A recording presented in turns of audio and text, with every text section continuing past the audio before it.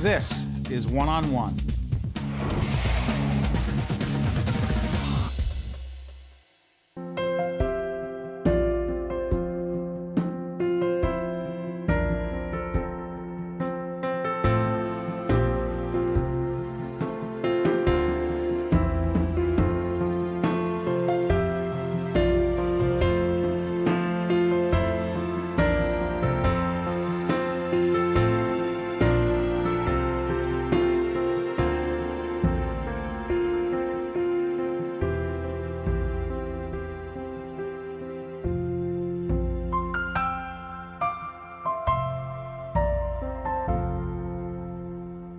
Jeff Parness is founder and chairman of the New York Says Thank You Foundation, and Mia Toschi is co-director of the 9/12 Generation Project. I want to thank you both for joining us. Jeff, what were we just looking at right now? That was the trailer to a film called New York Says Thank You, which followed our foundation around the country every year on the 9/11 anniversary for about 6 years, showing how we were taking all these survivors of 9/11 here in New York and helping to rebuild other communities around the United States hit by disaster as our way to pay it forward. And that film was also turned into an educational version of the film through the Lori Tisch Foundation, which is now the heart and soul of the 9/12 Generation Project to teach kids the positive lessons of citizenship of 9/12. This is the DVD. Log on to the website you're going to see on the air. This is how you can get information so you can get the DVD. And there are going to be two websites, your respective websites. Help us on this. How are your organizations connected? Sure. Well, 9/12 Generation Project is actually the service learning division of New York Says Thank You Foundation. New York Says Thank You was started by a suggestion from my 5-year-old son back in 2003. He wanted to help kids in the California wildfires. And we drove a truck from New York to San Diego filled with relief supplies with a big sign that said New York Says Thank You, as our way to acknowledge all the help that people from around the country and around the world gave to New York after 9/11. A few months later, my son Evan was 5. He was watching the Weather Channel. He asked me, when I grow up, can I drive the truck if there's a tornado in Iowa? So New York Says Thank You grew out of that suggestion. It's become the country's largest volunteer service organization on the 9/11 anniversary, where we take volunteers from New York and disaster survivors from around the country, and we send them to different parts of the country where they had disaster to help folks rebuild. Out of New York Says Thank You, we've started a couple of other divisions, and for the next 10 years, we're really going to be focused on teaching kids the positive lessons of citizenship that emerged from 9/12, because if you just teach them about the tragedy of 9/11, you're not teaching them about the compassion and the humanity and the kindness, which is really actionable in any environment. Talk about it for you. Well, I actually came on as I'm a teacher, and I was down at the 9/11 Tribute Center, and the gentleman who runs that, Lee Ayelpi, said, why don't you try and create a curriculum? Because there was no mandated curriculum in any of the schools in the nation. Even 2 blocks away, a lot of the kids that were now 8 years after 9/11 knew nothing about really the events. So somehow we hooked up, and I was able to, I was graciously asked to come on by Jeff, and it's such a great program because it not only teaches kids about 9/11 through the kind acts of 9/12, but as Jeff said, it also teaches compassion. It also teaches resilience. And teachers right now, they have something called character education, and it's such a huge thing for teachers. And this is such a great service learning project that they can do to incorporate into their character education. You got me thinking a lot about this on a lot of levels.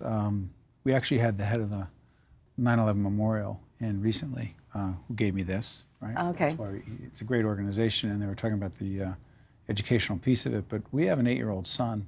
We had a conversation with him recently about 9/11, and I began to realize that his understanding of it was not an understanding that was acceptable. And I can tell you that I, as a teacher down, on the memorial pools taking people, I have actually been there with kids from Australia that knew more than the kids that were 2 blocks away. That's really what I'm talking about, because when we started talking to our son, I realized that we had the head of the 9/11 Memorial, and we were talking about what was going on there, and our son said, well, what are you talking about? Right. And I said, I started describing, and he said, oh, that. Right. Well, and we didn't know where to go with it. But it's kind of interesting because the 9/12 Generation Project actually was a suggestion of one of the first educators at the 9/11 Memorial Museum years ago. And she made the comment to me, she said, in a way, New York Says Thank You solves one of the museum memorial's biggest problems. which is we're chartered to teach something retroactive that was right. negative, when what we really want to do is inspire young people to do positive things going forward. We have a project in New York Says Thank You, which is also tied into 912 Generation Project called Stars of Hope. What's Stars of Hope? It's the simplest thing By the way, log on the website so you can get more information about It Stars of Hope. is by far the simplest project we've ever come up with, in a way the most powerful. 1 foot wooden stars, where children in communities hit by disaster, or children in families other places, could paint inspirational messages on these wooden Is that stars. what we're looking at right there? That's right. Which then get planted in communities hit by disaster all around the United States and around the world. We actually had our first Stars of Hope in Kesenu, Japan last year for the tsunami. And it goes back to the fundamental ethic about what New York Says Thank You is about, which is how do you transform tragedy into something hopeful? And how do you empower children to be part of that? We did a Stars of Hope project recently in Breezy Point with all the children and the families who were displaced by Hurricane Sandy. They did the Stars of Hope, which were then shipped up to Newtown, Connecticut. So it's a way to empower these kids. Given the tragedy of the shooting there. That's right. And here are these families who've lost everything. Right. But it's how could you do these little service projects where you could connect them to kids, where they could feel empowered to help somebody in a geographic location that they might never be accessible to. So, Mia, what's interesting is I'm listening to Jeff here. For parents who say, well, I can't talk to my kid. I can't, because our son, neither of our young sons were born. Right. Neither one of them were born. One's 10, one's 8. Well, really, so many of the kids in school now, unless you're in middle or high school. So you say, I can't talk to them. Not true, because it's how you frame it. And if you frame it in the context of 912, what do we do now? How do we help? It's a different conversation, is it not? Absolutely, and that's one of the things that we say, what we do is about 912. And so that's sort of become the motto, that these kids really are the 912 generation. And so, by teaching them that they can survive, by focusing on the kind acts of compassion, it's just been amazing to see.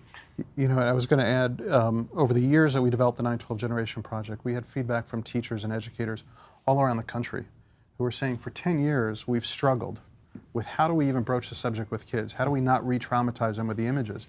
And we've always said, well, if you only teach them about 9/11, you're only teaching them half the story. But if you teach them about 9/12, about how you transform tragedy into hope, about how you empower survivors as volunteers, about all the positive aspects that we experience as a nation, as a world on 9/12, then those lessons become timeless and universal for children born after 9/11.